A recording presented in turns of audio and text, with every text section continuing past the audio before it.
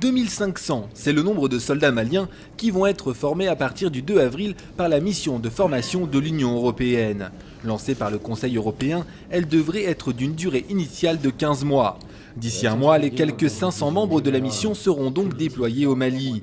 Parmi eux, près de 200 formateurs militaires européens, des membres d'état-major, mais également du personnel médical. Cette mission, à laquelle participeront 16 pays de l'Union européenne, comporte deux volets. Un volet de conseil et assistance en matière de commandement et de logistique et un volet de formation essentiellement militaire.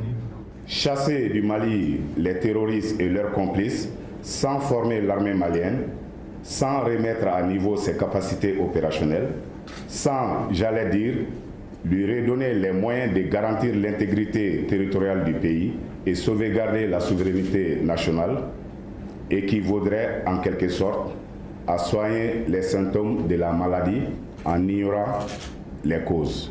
Concernant le coût global de la mission, les officiels ont annoncé qu'il serait élevé. C'est l'Union européenne qui en financera la totalité.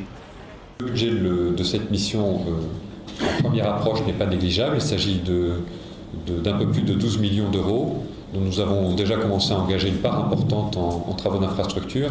Donc là aussi, vous voyez, c'est du concret et c'est de l'aide apportée immédiatement, tout de suite, de manière sonnante et trébuchante au Mali.